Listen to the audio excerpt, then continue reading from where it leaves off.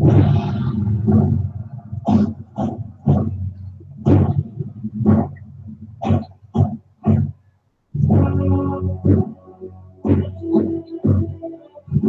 are live for this week's Comic Hall and Round Table Discussion.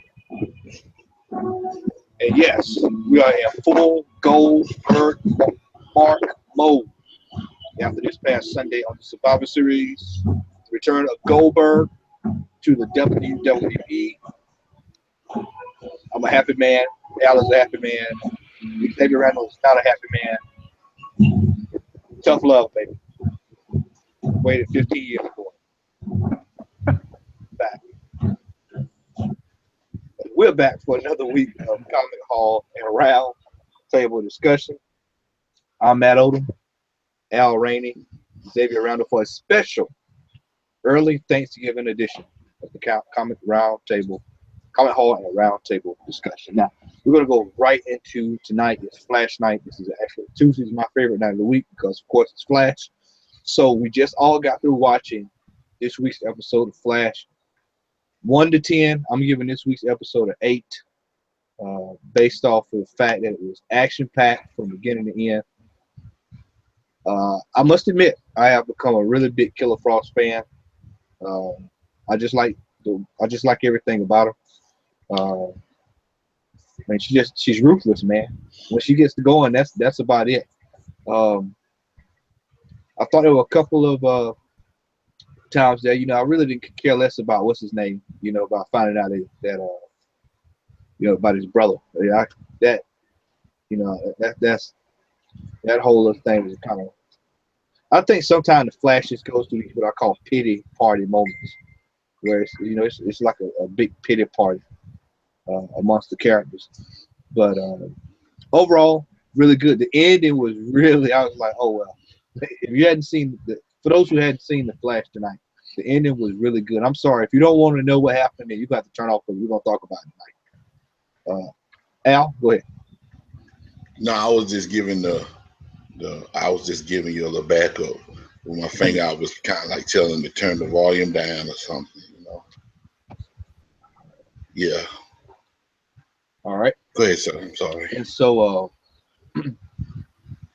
I mean, at the end there, when you saw who Alchemist was, and I really thought that was pretty cool. We saw a guest appearance by Megatron again this week. And he looks just like Megatron. He looks just like him. Al, what you think, man? I thought it was a great episode. Yes. I thought it was probably one of the best episodes so far this season. Well, I think it was, and as normal, thank you everybody for joining us on this Tuesday evening. We're so glad to have y'all. We really are. But man, this episode was good, man. It was really good. I actually thought, Caitlin was gonna go ahead and give herself over to the dark side, but love conquers all. Nonetheless, I thought it was good.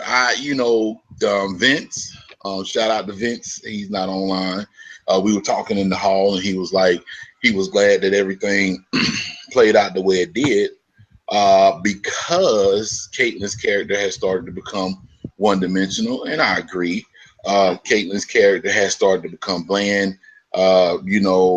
Pretty much she's been through a whole bunch of despair with the death of Ronnie, aka the first Firestorm, and then Jay Garrick. So for them to up her stake in this particular season and showing hints of what she can do, I still think there's a little bit more that's gonna come with Caitlin Snow and Killer Frost. I don't think that's done. Love conquered all tonight, but I think it might be something towards the end of maybe the mid season that's gonna make a snap and going over to the dark side with Darth Maul and Dark Plagueis and Sidious and Vader and all them. But I enjoyed it. I would give it an 8 too. Actually, I would give it an 8.5, simply because of Candace Patton and that skirt she had on at the end of the episode. Oh my God, Lord have mercy, Candace Patton, you are a one foxy mama. You probably never watched this show, but you're a foxy mama for real. Yes, But yeah, I give it an 8.5, man. For real, I would give it an 8.5. It was a solid episode. Xavier. I really enjoyed it. Going on a scale of 1 to 10, I believe it or not, I actually give it a 9.5. And here's why I give it such a high rating. I'm surprised that Xavier gave that a 9.5. Why? I mean, you think about it. When So you look tough on folks, man. No, I'm a big Flash fan. It's just I haven't enjoyed this season as much as the previous seasons because it's been so slow. I was telling Al before the show started, I needed this episode because it had been so slow. But the reason I give it such a high rating, it's rare that you have TV shows where they put so many characters into one episode and it actually works. This was the first time that they had this many characters, um, revealing new characters or bringing up old characters and actually closing out the show on the right note. I mean, it's hard to beat that. You know what I'm saying? You see Kid Flash finally. You know, you see Killer Frost. You see Alchemy. You know, aka Julian or whatever his name was in the show. You saw all that. You know what I'm saying? You actually got to saw Cisco vibe out and whatnot. You know, it was a lot of stuff that went on in this episode that really felt like a comic versus a comic show. You know what I'm saying? So that's why I give it such a high rating.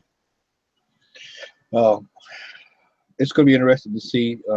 Next week, that's while it's on my mind. Next week we got the crossover event starting on Monday night. So for those who don't normally watch other shows, I would recommend that you highly watch. Your Supergirl, Legends of Tomorrow, Arrow, and Flash, all next week. Big crossover event.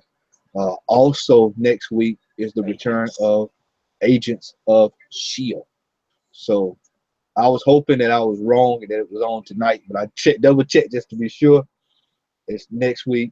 So next week we've got a full on. This is comic book heaven next week. If you're a comic book fan, then there's no way you can say you don't have anything to watch because you've got plenty to watch. Like I said, I thought this week's episode of The Flash was excellent. It's moving in the right direction again. Like I said, we all start out flat and slow, man, but they have really upped the ante as far as the Flash goes. Now, comic book wise, tomorrow, Venom debuts, and from the rumor mill, major action. I'm not going to spoil it for anybody, but major action right out of the gate with that comic. So that's something that you definitely want to pick up. All three of us, I think, either picking it up or have already picked it up. And in my case, I've already ordered it. So I mean, it's just you're at the point now, man, where it's just you got the meat and potatoes are coming out, but we're in the holidays, so you really won't see a lot of major things until January, somewhere right around there. So, thoughts on Venom, guys? It's not actually on my pull list, but I was just putting it on there. I got 1, 2, 3, 4, 5, 6. Dang, I got like 8 books on my 9 including Venom. I'll go ahead and get it since it's a number 1. I'm kind of like at my my capacity now with my pull list, but if it's a good book, I'll roll with it. As long as Marvel go longer than 8 issues, I'm straight. But what information do you have to share in reference to the bombshell, or is it just speculation? That's all speculation. I won't know it until we won't know until it actually comes out tomorrow. So. Oh, okay, one of them type of things. Okay. Yeah. So I'd say keep an eye out for it. Let's see. I'm going on my list to see what we got coming out tomorrow. Xavier, you want to give any thoughts on Venom? It actually flew under my radar, but I'm looking at it right now. Do you see how much they're charging for the McFarlane? Oh yeah, you're late to that party, man. We've been talking about that. You are late to the party. Oh my god! And that is just—I know I'm late, but $1,275, and that's on sale. But we got now something with Batman Beyond 2 is out tomorrow. Detective Comics 945. Flash 11. Flash which 11, yes. that cover's pretty badass. Teen Titans 2. Have y'all Well, read actually, that? Teen Titans number 5. 5, excuse me, I'm sorry, number 5. Pardon me. Sorry. No, Titans 5, Teen Titans. AD That's right, After Titans Dark, 5. which is one I've actually seen on a couple of spec groups to pick up. Matt, Black what was it? Monday Murders number 4. That's a great series too, man. Doctor Strange and the Sorcerer Supreme number 2. Of course, Venom, as we've already stated. And that is pretty much about it for tomorrow. Harley Quinn, if you're into Harley Quinn. Yeah, Harley Quinn, 8, 3B. I mean, yeah, 8, excuse me, is coming out. So I got a couple too, man. Civil Yeah, War go ahead. 2, actually. Civil War 2 number 7 is coming out tomorrow. Death Effects number 4, that's the final chapter in the series, in the current miniseries before Avengers versus X-Men versus the Inhumans. One book that I've been following is Future Quest with Johnny Quest and all them. That's coming out tomorrow. And an Uncanny X-Men 600 is coming out tomorrow, which I find that odd because the series stopped at issue 544. So I'll be picking that one up nonetheless. So yeah. we kind of had that discussion, you know. We figured I kind of figured that was going to wind up being the case with the X-Men, that they're going to pick up with those off the wall numbers. And they just pick it up and run with it. So know how that goes. All right, well, we're going to move quickly tonight, and we'll go ahead and get right into the business side of things with our comic book haul for this week. Xavier, anything on docket this week? Mine won't be until after the holiday. All right. And Al, we know that you've got a nice haul. I know that you've got a nice haul. So I'm going to step in front of you. I'm going to say the best for last. And I'll go ahead and get my little haul out of the way for this week. Didn't get much at all this week. I did pick up a couple of comics that I had in my box stashed, and we'll go ahead and get things started off with the Wolverine number 1. Yeah, the old school. Never had this, but I wanted it just for the cover. The Yakuza Demon Killers by IDW. This is one I snagged off of Midtown a while back. But looking at this, I just got it because of the name Yakuza Demon Killers. So I was like, well, this looks pretty interesting. And also picked up another interesting Grand Passion by Dynamite Comics. This is Grand Passion number 1. So I'm going to have a look on that as well. And last but not least, Daredevil 158, which is a key. This is a key John Romita cover. So got this one here. It's either Frank Miller or John Romita. I can't remember, but I know it's a key cover. So that's it for me, man. That's the shortest haul I think I've ever had on this show ever in history. So we're gonna turn this ship over to Al Rainey. And Al, it's all you, brother. All right, I'm gonna try to be as brief as possible. Went down to Macon this past weekend, and we hate you weren't there, X, but I actually fellowship with Matt and Larry Crocker. Shout out to Larry, and also Vincent Garrett. We actually went over to Comics Plus in Macon, Georgia, and we hung out for a while. I got to see the inner workings of how Matt works his elven magic over there and everything. So I will say this, party people, that Matthew Odom has the skills to pay the bills. Yes. Whatever, man. You can say what you want, man. You know, when the person has, VIP status at a comic book store, you are the man.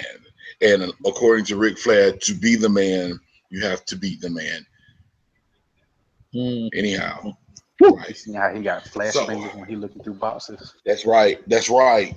Okay. So anyway, as you all, most of you all know, I am on a quest to obtain um, Uncanny X-Men back issue. So I want to have the first run. That's not the only thing in my collection, but that's like one of my main priorities. So whenever I can pick up some books, I'm going to pick them up.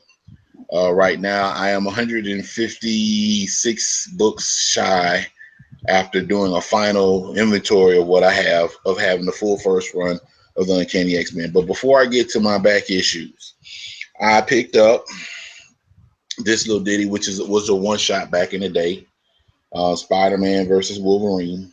I had this book and ended up selling it with a whole bunch of stuff that I had before. It's a really good read. I'm also into What Ifs, so I picked up What If number 24. What if Spider-Man had rescued Gwen Stacy? One thing about these What If books, some of these What If books were written back in the 70s and the 80s, and some of the stuff is pretty much it's one of those things where they're talking about um, alternate universes. What if Jane Foster had the hammer of Thor, which of course now is reality. So a lot of these books kind of like predated certain things that have actually happened in the current Marvel universe. So that's a cool thing. So this particular book, the What If Spider-Man saved Gwen Stacy, Gwen Stacy is alive again as Spider-Gwen. So go figure. So those were the two non-X-Men books I picked up. First on the docket would be X-Men 128.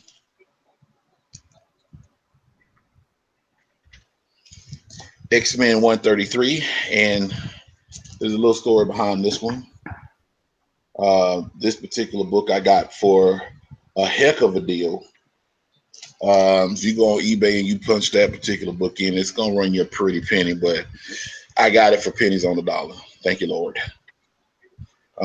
X-Men 161, X-Men 174, Uncanny X-Men 174. Got Cyclops and Phoenix on the front with Jason Wingard, aka Mastermind. X-Men 177, Uncanny X-Men. That's dope cover. Yeah. Uncanny X-Men 178. Uncanny X-Men 179. Gentlemen, if you can, the individual or the entity that's to the left, do you all know who that is? I can't remember. If you don't know, I will tell you. That, believe it or not, is Caliban. Caliban. That is Caliban. The Caliban is to actually have a role in the new Logan movie.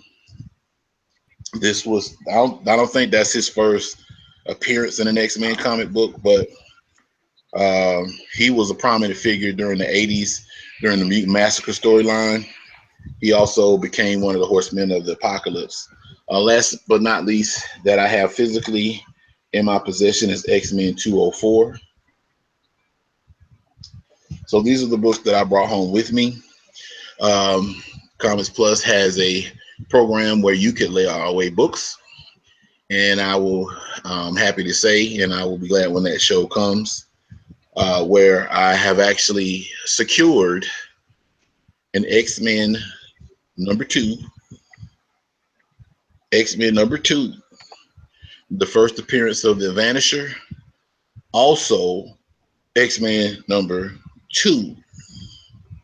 I also picked up X-Men 101. X-Men 101 is the first appearance of Phoenix. So those particular books are in safekeeping at Comics Plus.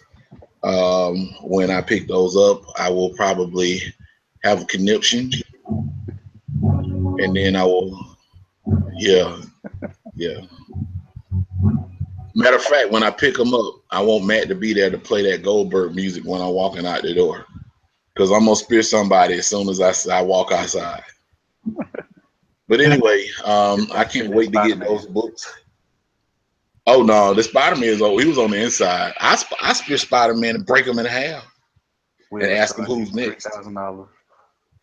No, I'm just kidding. But that's pretty much what I got. So I mean, I can't wait to get those books, and of course I'll be picking a few more books up in the meantime. Be picking up a few books tomorrow as well, which I'll probably show on the show next week. But that's all for me. It's all for me. Well, congratulations, brother Al, on getting X-Men #2. I don't know too many people that have X-Men #2, so you are actually the first person I know personally that has X-Men #2. So, congratulations, my friend. Thank you, sir. I Now, appreciate our it. top 10 list is going to be my top 1 list because I damn sure didn't do one, but I can tell you right off the top. My favorite Thanksgiving dish is dressing and cranberry. So that's all I'm looking forward to on Thursday. If I don't get that, somebody's going to get cut. That's just the end of the story. Oh, boy. Al? Hey, man, you said it. Bruh, I don't have to say anything. I'm not going to cut anybody. But the quintessential component of any Thanksgiving dinner, or shall I say any Black person's Thanksgiving dinner in the Deep South, is dressing, whether it be egg or giblet gravy. I want the same thing that Matt Odom said in that first box to my left. I know we're going to have dressing at my dad's. If we didn't, somebody would get speared and pedigreed. I don't know who it would be, but I'm with Matt. Dressing, you won't have a Thanksgiving dinner without dressing. Listen to me now, believe me later on. In the future. Brother Randall. Look it up, ready to say it. I actually did a top 10. Well, dude. Oh, well, you go do ahead, brother. Y'all don't be mad at me now. All right, so my number 10. Hold up. What you got? Hey, Matt. He gonna say something like watercress salad or something like that. Oh, okay. All right, I got you. It's on my list. It's just not my number 1. Gotcha. My number 10 is squash. For some reason, every Thanksgiving I love squash, man. Number 9, casserole. I don't care what casserole it is. Casserole. My my number 8, mashed potatoes. Homemade mashed potatoes. I want you to have all the butter, the salt, and the pepper, and the bad butter, and I don't care if the skin's still on it. My number 7, good old chicken, man. Somebody somewhere is gonna fry chicken because that's all they know how to do because they can't cook a turkey or a dressing. Chicken. And it always be good. Yes. My number 6 is turkey. Only reason I have number 6 so low is working in retail. Turkey and working does not mix.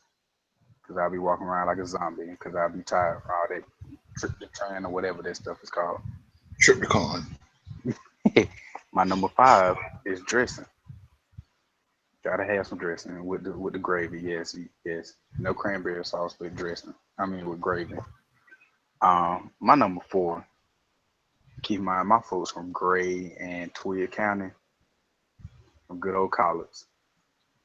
Gotta have. I thought you were say something. Hold up, we go. Keep on going. I'm sorry. I ain't mean to interrupt you, but I thought you were gonna say something. My number 3, homemade mac and cheese. I want burnt cheese at the top, and I want the corners. You know what I'm saying? I want when I dip into it for that string to be taller than me. You know exactly. My number 2 is just because I can sit here and make sandwiches for a week at lunch and not spend no money. Is ham. Some nice glazed ham with some pineapples in it. Oh man, boy. And my number 1, just down here in the South, my number 1 has to be desserts. I don't care whether it's banana pudding, sweet potato pie, apple pie, peach cobbler, whatever dessert you got that's homemade, got my heart, baby. But that is my 10. That's a solid 10. Al? That is a very, very solid 10. I concur, man. And when you pause, you ain't lying. I'm gonna lick my lip like LL Cool J. But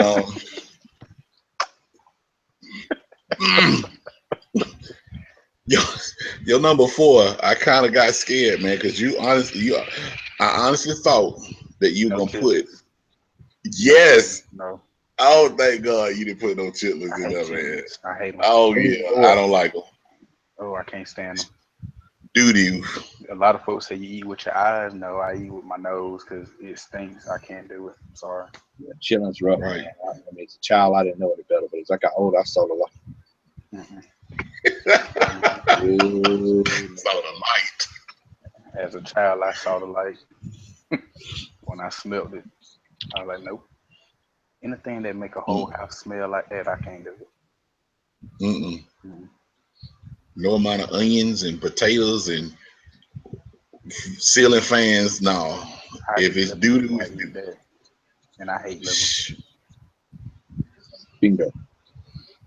Well, everyone, that is it for this week's Comic Hall and Roundtable discussion. We had a quick, short show this week. Everybody's want to spend time with their families. We want to get the show in, get our flash thoughts in. So we shall resume next week, next Wednesday at the regular time, hopefully with the full toe in hand. If I'm wrong, correct me if I'm wrong. I believe Vince's baby should be born this week. Am I correct on that? Yeah. I think so. Uh, he said that the baby is due on December 5th, Okay, so we're but kind of his wife is. in that zone now. So Mhm. we're on baby watch for Vincent, and we're gonna wish him and congratulate him on that when it happens. Here, baby Tony Stark, and so we'll keep our eyes out for that, and our ears open. So we'll let you know when that happens. Larry should be back next week, and like I said, this is a special work week for everybody. So we want to get this in for you. So we hope you enjoyed tonight's show. Don't forget tomorrow, new releases. Go to your store. Friday, Black Friday deals. Midtown is going to have probably more than likely have a deal. So make sure you kind of keep an eye out on Midtown Comics. If you know of any other places, please let us know all in the comment section below, or either if you're in the comic book collecting group with us, make sure you post in there. So let us know. Everyone, wherever you are, I want you to have a safe and happy Thanksgiving. And don't forget to please make sure you give thanks for what is special to you. All right. That's it for this week's Comment Hall and Roundtable discussion. I'm Matt Odom, Al Rainey, Xavier Randall. Happy Thanksgiving from everyone Happy here Thanksgiving, y'all. at the Happy Comic. Thanksgiving. Don't eat no chitterlings. No chicken, no stinky stink. All right. Have a good one. We'll see you later. No pay pays.